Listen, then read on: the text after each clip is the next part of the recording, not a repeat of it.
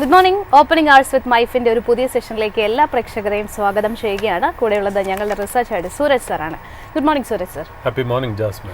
Sir, ഏതായാലും നമുക്ക് മാർക്കറ്റിന്റെ ഒരു ഔട്ട്ലുക്കിലേക്ക് തന്നെ ആദ്യം കടക്കാം. ഇന്നൊരു ഗ്യാപ്പ് അപ്പ് ഓപ്പണിംഗ് ആണ് കിട്ടിയിട്ടുണ്ടായിരുന്നത്. ഏതായാലും നിഫ്റ്റിയെ സംബന്ധിച്ചിടത്തോളം ഇപ്പോൾ നിലവിൽ 24,500 എന്നുള്ളൊരു ലെവൽ മെയിൻറ്റെയിൻ ചെയ്യുന്നു. 63 പോയിന്റുകളുടെ ഒരു മുന്നേറ്റമാണ് ആദ്യ മിനിറ്റിൽ പ്രകടമാകുന്നത്. പ്രധാനപ്പെട്ട ഇൻഡെക്സുകളിലൊക്കെ തന്നെ ഒരു മിക്സഡ് ആയിട്ടുള്ള വ്യൂ ഉണ്ട്. എങ്കിൽ പോലും കൂടുതൽ ഇൻഡെക്സുകളിലും ഒരു നേട്ടം പ്രകടമാകുന്നു എന്ന് വേണം പറയാനായിട്ട്. അതിൽ ആദ്യ മിനിറ്റുകളിൽ തന്നെ മെറ്റൽ മേഖലയിൽ 1.5% നേട്ടം കടന്നു വരുന്നുണ്ട്. മറ്റ് പ്രധാനപ്പെട്ട ഇൻഡെക്സുകളിലൊക്കെ തന്നെ എസ്പെഷ്യലി ഹെൽത്ത് കെയർ ഫാർമ മേഖലയിലൊക്കെ തന്നെ 1% നേട്ടവും കാണാൻ സാധിക്കുന്നുണ്ട്.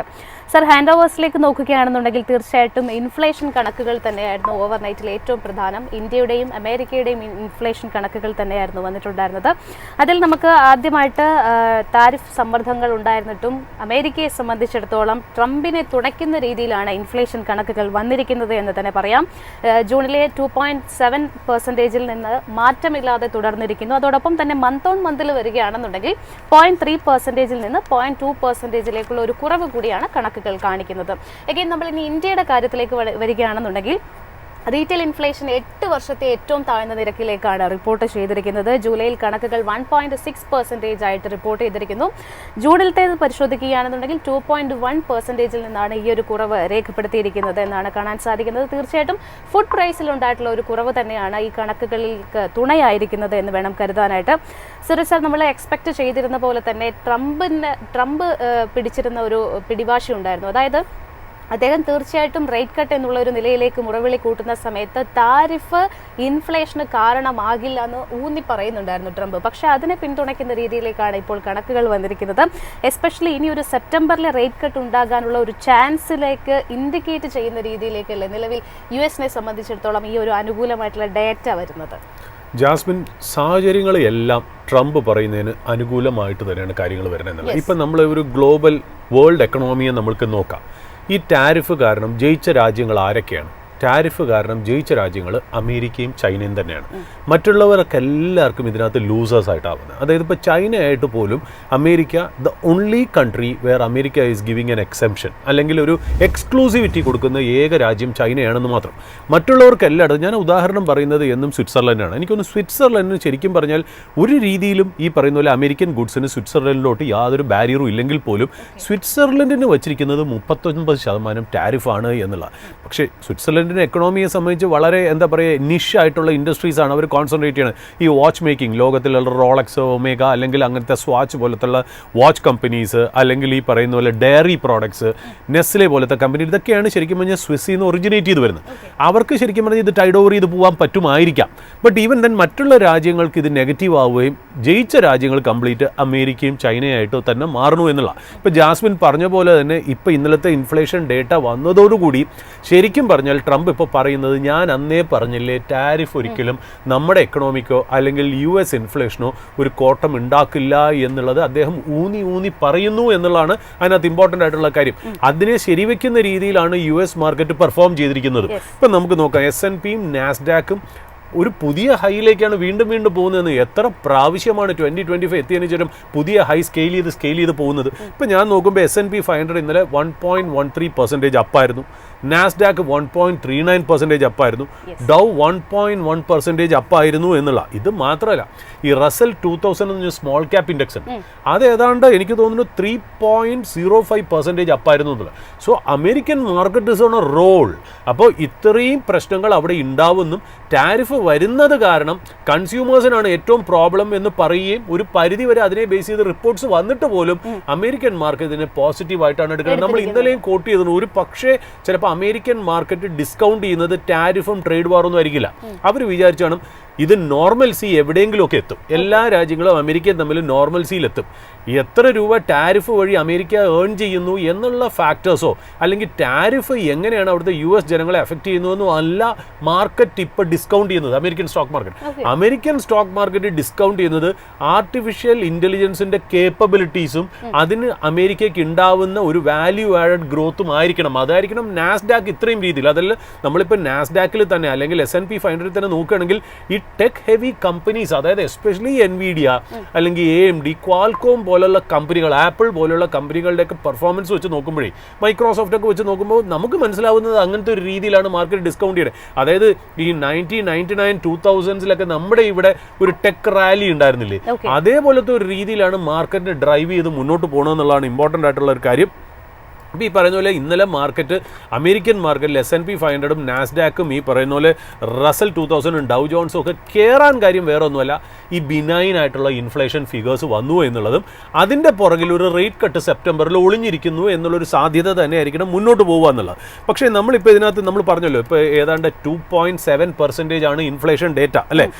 ജൂലൈ ഇൻഫ്ലേഷൻ ഡേറ്റ അവിടെ വന്നത് broadly in line with estimates ആണ്. ഇത് ജൂണിൽ 2.8% ആയിരുന്നു. അപ്പോൾ 2.8% കുറഞ്ഞ് ജൂലൈയിൽ 2.7% വരുന്ന പറഞ്ഞാൽ എൻകറേജിങ് ആണ്. അതായത് ഈ പറയുന്ന പോലെ ടാരിഫ് കാരണം ഇൻഫ്ലേഷൻ അത് രീതിയിൽ ഉയർന്നിട്ടില്ല എന്നുള്ളൊരു ഫിഗേഴ്സ് ആണ് കാണിക്കുന്നത് എന്നുള്ള.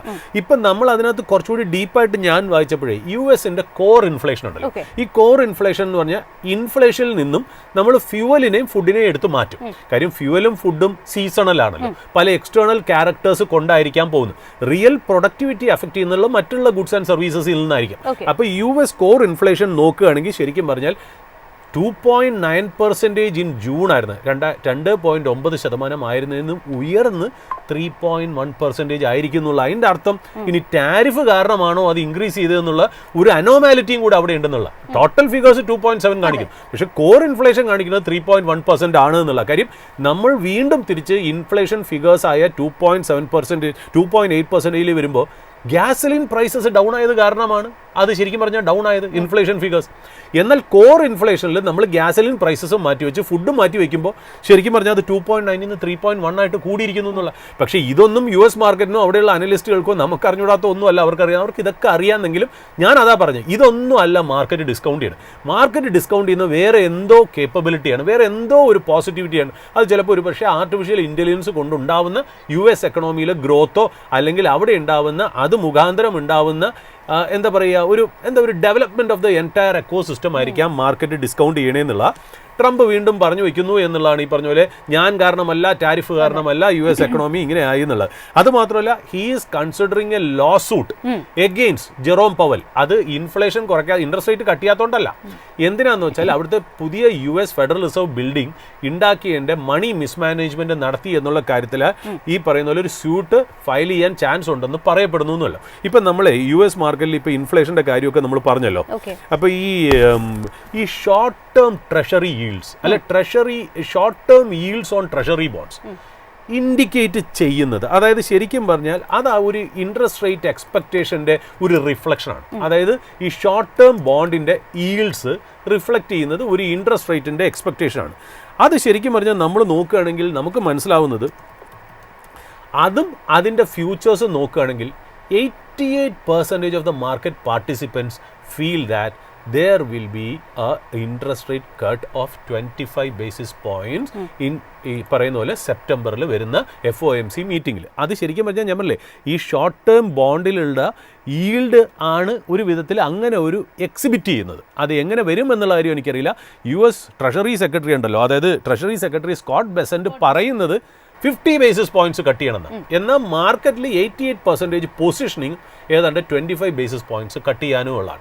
അത് മാത്രമല്ല, ഇപ്പോൾ ട്രംപിൻ്റെ വേറെ രസകരമായിട്ടുള്ള കാര്യം, ഗോൾഡ്മാൻ സാക്സിന് അഗേൻസ്റ്റ് ഭയങ്കര ഹാർഡായിട്ട് വന്നേക്കാണ്. അത് മാത്രമല്ല, അതിൻ്റെ CEO ഡേവിഡ് സോളമനും അഗേൻസ്റ്റ് വളരെ ഹാർഡായിട്ട് വന്നേക്കാണ്. കാര്യത്തിൽ അതിൽ ഗോൾഡ്മാൻ സാക്സിൻ്റെ ഒരു റിപ്പോർട്ട് ഉണ്ടായിരുന്നു, ഞാനും വായിച്ചൊരു വലിയ റിപ്പോർട്ടാണ്, ഞാൻ അതിൻ്റെ 2-3 പേജുകളെ വായിച്ചിട്ടുള്ളൂ എന്നുള്ള. ഇപ്പോൾ ഗോൾഡ്മാൻ സാക്സിൻ്റെ റിപ്പോർട്ട് പറയണമെന്ന് വെച്ചാൽ ജൂൺ മാസം ഈ ടാരിഫ് കൊണ്ട് ഉണ്ടാവുന്ന, അതായത് ബേസിക്കലി അത് പറയുന്ന കാര്യം എന്ന് വെച്ചാൽ ടാരിഫ് തീർച്ചയായിട്ടും US എക്കണോമിയെ ഹിറ്റ് ചെയ്യും, ഇൻഫ്ലേഷൻ കൂടും എന്നുള്ള രീതിയിലാണ് അതിൻ്റെ സമ്മറി എന്ന് പറയുന്നത്. എന്നിട്ട് അവർ പറയുന്നൊരു പോയിന്റ് എന്ന് വെച്ചാൽ ജൂൺ മാസം അമേരിക്കൻ കൺസ്യൂമേഴ്സാണ് ഈ ടാരിഫിൻ്റെ 22% ഇമ്പാക്റ്റും അബ്സോർബ് ചെയ്തേക്കുന്നത്. ഈ നിലയ്ക്ക് തന്നെ പോവുകയാണെങ്കിൽ ആ ഇമ്പാക്റ്റ് ഏതാണ്ട് 67% ആവും. ആ 67% ഈ പറയുന്ന പോലെ US കൺസ്യൂമേഴ്സ് ആയിരിക്കും ഇത് അബ്സോർബ് ചെയ്യണേ എന്നുള്ളൊരു റിപ്പോർട്ടും സ്റ്റേറ്റ്മെൻറ്റും അവർ വിട്ടിരുന്നു എന്നുള്ള. ഇതിന് എഗെയിൻസ്റ്റാണ് ശരിക്കും പറഞ്ഞാൽ ഗോൾഡ്മാൻ സാക്സിനും ഈ ഗോൾഡ്മാൻ സാക്സിൻ്റെ CEO ആയ ഡേവിഡ് സോളമനും എഗെയിൻസ്റ്റ് ട്രംപ് ഹാർഡായിട്ട് ആഞ്ഞടിച്ചിരിക്കണമെന്നുള്ള. അതായത് ഈ പറയുന്ന പോലെ നിങ്ങൾ ഒരിക്കലും അമേരിക്കയുടെ നല്ല കാര്യങ്ങളൊന്നും കാണുന്നില്ല എന്നൊക്കെ പറഞ്ഞ് വലിയൊരു സ്റ്റേറ്റ്മെൻറ്റ് ട്രൂത്ത് സോഷ്യലിൽ അയാൾ ഇടുകയുണ്ടായി എന്നുള്ളതാണ് അതിൻ്റെ രസകരമായിട്ട് കളി. ഞാനിപ്പോൾ വീണ്ടും പറയുകയാണ്, ഇപ്പോൾ ഈ പറയുന്ന പോലെ US മാർക്കറ്റിലേക്ക് വരികയാണെങ്കിൽ നമ്മൾ നാസ്ഡാക്കിൽ ഇന്നലെ ശരിക്കും പറഞ്ഞാൽ 5.6%, നിയർലി 6% അപ്പായിരുന്നു ഇന്റലിൻ്റെ സ്റ്റോക്ക്. ഏതാണ്ട് എനിക്കൊന്ന് 3 ദിവസമായിട്ട് കണ്ടിന്യൂസ് ആയിട്ട് അത് കയറിക്കൊണ്ടിരിക്കുകയാണ്. കാര്യം എന്ന് വെച്ചാൽ കുറച്ച് നാൾ മുമ്പേ, അതായത് കഴിഞ്ഞ ആഴ്ചയൊക്കെ എനിക്ക് തോന്നുന്നു ഈ ഇന്റൽ CEO ഉണ്ടല്ലോ, ലിപ് ബുവാറ്റാൻ, അദ്ദേഹത്തിനെതിരെ ട്രംപ് പറഞ്ഞിരിക്കുന്നത് ഏതാണ്ട് ശരിയല്ല, അദ്ദേഹം റിസൈൻ ചെയ്ത് പോകണം. കാര്യം വെച്ചാൽ അദ്ദേഹം ഏതാണ്ട് ചൈനീസ് ഫേംസ് ആയിട്ടുള്ള ഒരു സീക്രട്ട് ഡീൽസ്, അതായത് പറയണമെന്ന് വെച്ചാൽ എന്താ പറയുക, ഒരു എന്തൊക്കെയോ ഹൈലി കോൺഫ്ലിക്റ്റഡ് ആണ് അദ്ദേഹത്തിൻ്റെ ആ പൊസിഷൻ എന്നുള്ള രീതിയിലാണ്. അപ്പോൾ അദ്ദേഹത്തിന് ചൈനീസ് ഫേംസ് ആയിട്ട് ടൈപ്പ് ഉണ്ട് എന്നുള്ളത് പറഞ്ഞു വെച്ചിരുന്നു. ഈ കാരണത്താൽ അദ്ദേഹം റിസൈൻ ചെയ്യണമെന്നാണ് പറഞ്ഞത്. 2 ദിവസമായിട്ട് അദ്ദേഹത്തിന് ഒരു ഇൻവിറ്റേഷൻ വൈറ്റ് ഹൗസിലേക്ക് ട്രംപ് കൊടുത്തു എന്നുള്ള കാരണത്താൽ 2-3 ദിവസമായിട്ടും ഈ പറഞ്ഞ പോലെ ഇന്റലിൻ്റെ സ്റ്റോക്ക് റാലി ചെയ്യുന്നുണ്ടായിരുന്നു. ഇന്നലെ ഈ ലിപ് ബുവാറ്റാൻ, എസ്പെഷ്യലി മിസ്റ്റർ ടാൻ എന്നാണ് പറയുന്നത്, ടാൻ ഇന്നലെ ട്രംപായിട്ടൊരു മീറ്റിംഗ് നടത്തി എന്നുള്ള. അതിനുശേഷം ട്രംപ് പെട്ടെന്ന് ട്രംപ് ഓൾവേസ് ചിക്കൻസ് ഔട്ട് എന്ന് പറയുന്ന പോലെ, ടാക്കോ ട്രേഡ് എന്ന് പറയുന്ന പോലെ അദ്ദേഹം പറഞ്ഞു വെച്ചാൽ ശരിക്കും പറഞ്ഞാൽ ഇത് എന്താ പറയുക, വളരെ എന്താ പറയുക ഇൻട്രസ്റ്റിംഗ് ആയിരുന്നു ഞങ്ങൾ തമ്മിലുള്ള മീറ്റിംഗ് എന്നാണ് പറയുന്നത്. അപ്പോൾ ആ എന്താ പറയുക വളരെ ഭയങ്കരമായിട്ട് മിസ്റ്റർ ടാനെ അങ്ങ് പ്രൈസ് ചെയ്താണ് സംസാരിച്ചതെന്നുള്ളത്. അപ്പോൾ ട്രംപിന്റെ സ്വഭാവമാണ് അവിടെ കാണിക്കുന്നത് എന്നുള്ളത്. അപ്പോൾ അതോടുകൂടി ഇന്റലിന്റെ സ്റ്റോക്ക് ഭയങ്കരമായിട്ട് ഇന്നലെ കയറി എന്നുള്ളതാണ്. 5% മുതൽ കയറി. പിന്നെ അത് മാത്രമല്ല ഇന്നലെ ആൽഫബറ്റ് ഏതാണ്ട് 1.2%, അത് ഗൂഗിളിന്റെ മദർ കമ്പനിയാണല്ലോ ആൽഫബറ്റ്. കാരണം എന്ന് വെച്ചാൽ നമ്മുടെ ഈ പറയുന്ന പോലെ നമ്മുടെ ഇതുണ്ടല്ലോ, നമ്മുടെ Perplexity artificial intelligence, chat GPT പോലെയുള്ള വേറൊരു പ്ലാറ്റ്ഫോമാണ്. ചാറ്റ് GPT, ജെമൈനി ഒക്കെ പോലെയുള്ളതാണ് പെർപ്ലക്സിറ്റി. ഇതേപോലെ ഗൂഗിൾ ക്രോമിന് ഒരു ഓഫർ വെച്ചിട്ടുണ്ട് ബൈ ഔട്ട് ചെയ്യാൻ ആൽഫബറ്റിന്. ഏതാണ്ട് $34.5 ബില്യൺ ഒരു ഓഫറാണ് വെച്ചേക്കുന്നത്. ആ ഒരു കാരണത്താൽ കൊണ്ടാണ് ശരിക്കും പറഞ്ഞാൽ ആൽഫബറ്റ് ഒരു +1.2% ഇന്നലെ ആയെന്നുള്ളത്. അത് മാത്രമല്ല വേറെ രസകരമായിട്ടുള്ള കാര്യം, ഈ എലോൺ മസ്ക് ശരിക്കും പറഞ്ഞാൽ ആപ്പിളായിട്ട് ചെറുതായിട്ടൊന്ന് ഉരസിയിരിക്കുക, ഭയങ്കര പബ്ലിക് സ്റ്റേറ്റ്മെൻ്റ് ഒക്കെ ചെയ്ത്. അതായത് ആപ്പിള് ഏതാണ്ട് ഈ പറയുന്ന പോലെ ഓപ്പൺ എ, അതായത് ചാറ്റ് GPT ഭയങ്കരമായിട്ട് സപ്പോർട്ട് ചെയ്യണം. അതായത് ഈ ആപ്പിൾ സ്റ്റോർ ഉണ്ടല്ലോ, ആപ്പിൾ സ്റ്റോറിലാണല്ലോ നമ്മൾ തേർഡ് പാർട്ടി ആപ്ലിക്കേഷൻസ് ഡൗൺലോഡ് ചെയ്യണത്. അവിടെ ശരിക്കും പറഞ്ഞാൽ ഈ ഓപ്പൺ എക്ക് അവരുടെ ആ പ്രോഡക്റ്റിന്, ആപ്ലിക്കേഷന് ഭയങ്കരമായിട്ട് ഹൈ റേറ്റിംഗ് ആണ് കൊടുത്തേക്കണേ. എന്നാൽ ഇലോൺ മസ്കിന് ഒരു ആർട്ടിഫിഷ്യൽ ഇന്റലിജൻസ് പ്ലാറ്റ്ഫോം ഉണ്ട്, ഈ ചാറ്റ് GPT പോലെ അല്ലെങ്കിൽ പെർപ്ലക്സിറ്റി പോലെ അല്ലെങ്കിൽ ജെമൈനി പോലുള്ള ഒരു സാധനം ശരിക്കും പറഞ്ഞാൽ എലോൺ മസ്കിനുണ്ട്. ഈ എക്സ് ട്വിറ്ററിനെ ബേസ് ചെയ്തിട്ടുള്ളതാണ്, അതിന്റെ പേര് ഗ്രോക്ക് എന്നാണ്. അപ്പൊ ഗ്രോക്കിന് റേറ്റിംഗ് അധികം കൊടുത്തിട്ടില്ല. അപ്പൊ ഇത് പൊളിറ്റിക്കൽ റീസൺ ആണ് ആപ്പിൾ ഇങ്ങനെ ചെയ്യാൻ കാര്യം. ആപ്പിളും ട്രംപും തമ്മിലുള്ള ഒരു ബന്ധമുണ്ട്. ഇപ്പൊ ആപ്പിൾ തന്നെ വലിയൊരു ഇൻവെസ്റ്റ്മെന്റ് $600 ബില്യൺ ഇൻവെസ്റ്റ്മെന്റ് വരും എന്നുള്ള ന്യൂസുകളൊക്കെ നമ്മൾ കേട്ടിരുന്നു. അപ്പൊ എല്ലാവരും കൂടെ ചേർന്ന് ശരിക്കും പറഞ്ഞാൽ എനിക്ക് എഗെയിൻസ്റ്റ് പൊളിറ്റിക്കലായിട്ട് ആക്ട് ചെയ്യുന്നതോടെ അദ്ദേഹം പറഞ്ഞു വരുന്നു എന്നുള്ളതാണ്. പിന്നെ നമ്മളൊരു ഹാൻഡ് ഓവർ ഡീറ്റെയിൽസ് നോക്കുകയാണെങ്കിൽ ഡോളർ ഇൻഡെക്സ് 98 തന്നെയാണ്. ബ്രെന്റ് ക്രൂഡ് ഏതാണ്ട് $66 പെർ ബാരലിൽ തന്നെ നിൽക്കുന്നു.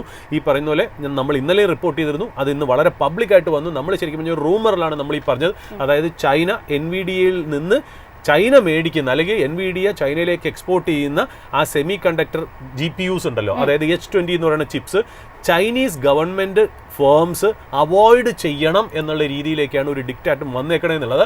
അതായത് പറയുന്നത് ഒരു ബാക്ക്ഡോർ എൻട്രി കൂടെയാണ് US ഇത് സർവൈലൻസിന് വേണ്ടിയിട്ട് ഉപയോഗിക്കുന്നത്. ഇതൊരു നാഷണൽ ത്രെട്ട് ആണെന്നുള്ളതും കൂടെ പറഞ്ഞു വെക്കുന്നു എന്നുള്ള. അപ്പോൾ H22 പലരും അവോയ്ഡ് ചെയ്യണം എന്നുള്ള ഒരു കോള് ചൈന കംപ്ലീറ്റ് നടക്കുന്നുണ്ട് എന്നുള്ളതാണ്. അതുമാത്രമല്ല NVIDIAയും AMD ഒക്കെ ഉണ്ടല്ലോ, ഈ ചിപ്പുകൾ ചൈനയിലേക്ക് എക്സ്പോർട്ട് ചെയ്യണതിന് 15% റവന്യൂവിന്റെ 15% US ഗവൺമെന്റ് കൊടുക്കണം. നമ്മളിത് റിപ്പോർട്ട് ചെയ്തിരുന്നുള്ള. അപ്പോൾ US ഗവൺമെന്റ് കുറെ നാളായിട്ട് NVIDIA എടുത്തും AMD എടുത്തും ചിപ്പ് എക്സ്പോർട്ട് ചെയ്യരുതെന്നാണ് പറഞ്ഞേക്കുന്നത്. ഇപ്പോൾ അടുത്ത കാലത്ത് 2 കമ്പനിക്കും പെർമിഷൻ കൊടുത്തു, നിങ്ങൾ എക്സ്പോർട്ട് ചെയ്തോളൂ, പക്ഷേ നിങ്ങളുടെ ടോപ്പ് 3 ചിപ്സ് കൊടുക്കരുത്, നിങ്ങളുടെ 4th ബെസ്റ്റ് ചിപ്പ് മുതൽ കൊടുത്താൽ മതി എന്നുള്ള രീതിയിലാണ് ഈ H20 G2 ഈ ചിപ്സ് മുതൽ കൊടുത്തു തുടങ്ങിയത്. പക്ഷേ ചൈന ഇപ്പോൾ അതിനെ പുച്ഛിച്ച് തള്ളിരി. എനിക്ക് തോന്നുന്നു ഇതൊക്കെ ശരിക്കും പറഞ്ഞാലേ ഇതൊക്കെ എനിക്ക് തോന്നുന്നു ഒരു ബോഡി ലാംഗ്വേജ്, അതായത് ഒരു മെസ്സേജ് ആണ്. അതായത് തുറന്നങ്ങ് പറയുകയാണ് H22 H20 വന്നു കഴിഞ്ഞാൽ നമുക്കിവിടെ നാഷണൽ ത്രെട്ടാണ്, നമുക്കിത് വേണ്ടാന്നൊക്കെ പറയുന്നത്. എനിക്ക് തോന്നുന്നു ഈ അമേരിക്കൻ ചിപ്സിനെ ചീപ്പാക്കുകയാണ് ചൈന എന്ന് തോന്നുന്നു. ഇവർ തമ്മിലുള്ള ആ പടലപ്പിണക്കത്തിലാണ് മറ്റുള്ള രാജ്യങ്ങൾ. ഞാൻ പറഞ്ഞില്ല, വിന്നേഴ്സ് കംപ്ലീറ്റ് ആ രണ്ട് രാജ്യങ്ങളും, ലൂസേഴ്സ് കംപ്ലീറ്റ് മറ്റുള്ള രാജ്യങ്ങളും തന്നെയാണെന്നുള്ളതാണ്. ഇപ്പോൾ വേറെ രസകരമായിട്ടുള്ള കാര്യം, ഇപ്പുറത്തെ സൈഡിൽ നമ്മൾ ഇന്ത്യയിലേക്ക് വരികയാണെങ്കിൽ ഇന്ത്യ ചൈന, ശരിക്കും പറഞ്ഞാൽ ഇന്ത്യയും ചൈനയും തമ്മിലുള്ള ഡയറക്റ്റ് ഫ്ലൈറ്റ്സ് കോവിഡിന് ശേഷം 5 കൊല്ലമായിട്ട് സ്റ്റോപ്പ് ചെയ്തിരിക്കുകയാണ്. ഇപ്പം മനസ്സിലാക്കുന്നത് വെച്ചാൽ അടുത്ത മാസം മുതൽ മിക്കവാറും അത് റീസ്റ്റാർട്ട് ചെയ്യും എന്ന് പറഞ്ഞു. That is a good development as far as the diplomatic front is concern. ഒന്ന്. രണ്ടാമത്, ശരിക്കും പറഞ്ഞാൽ ഈ ഒരു cargo ship consisting of diesel cargo is on the way to China. That is also after a long time of 4 to 5 years എന്നുള്ളത് പറഞ്ഞു വയ്ക്കുന്നത്. അപ്പോൾ അതായത് ഇന്ത്യയും ചൈനയും തമ്മിൽ ചില ചാനലുകൾ ഓഫ് ട്രേഡ് തുറന്നിരിക്കുന്നു എന്നുള്ളത് വളരെ ആശ്വാസകരമാണ് എന്നുള്ള കാര്യത്തിൽ. ഇപ്പോൾ യു എസിൽ ഈ പറയുന്ന പോലെ ടാരിഫ് മുഖാന്തരം യു എസിന് ഒരു റവന്യൂ കിട്ടണമെന്ന് നമ്മൾ പറഞ്ഞല്ലോ. ആ റവന്യൂ നന്നായിട്ട് ടാരിഫിൻ്റെ രീതിയിൽ കിട്ടണമെങ്കിൽ പോലും യു എസിൻ്റെ ഡെഫിസിറ്റ് ഏതാണ്ട് $290 ബില്യൺ ആയിട്ട് ഗ്രോ ചെയ്യുന്നു എന്നാണ് നമുക്ക് മനസ്സിലാക്കിയിരിക്കുന്നത്. പിന്നെ നമ്മൾ ഏഷ്യൻ മാർക്കറ്റിലേക്ക് വരുമ്പോൾ ജപ്പാനിൽ നിക്കൈ ഈ പറയുന്ന പോലെ വീണ്ടും continues to hit new high എന്നുള്ളതാണ്. 43,000 ഫസ്റ്റ് ടൈം ഇൻ ഹിസ്റ്ററി അത് ക്ലോക്ക് ചെയ്തിരിക്കുന്നു എന്നുള്ളതാണ്. അവിടെ ശരിക്കും പറഞ്ഞാൽ ഈ യു എസും ജപ്പാനും തമ്മിലുള്ള ഡീല് നടന്നതിന് ശേഷം യു എസിനെക്കാളും ജാപ്പനീസ് സ്റ്റോക്ക് മാർക്കറ്റ്സും ജാപ്പനീസ് എക്കണോമിക്കുമാണ് ബെനിഫിറ്റ് ചെയ്യണേ എന്നുള്ളൊരു സ്റ്റഡിയാണ് വന്നേക്കണേ എന്നുള്ള.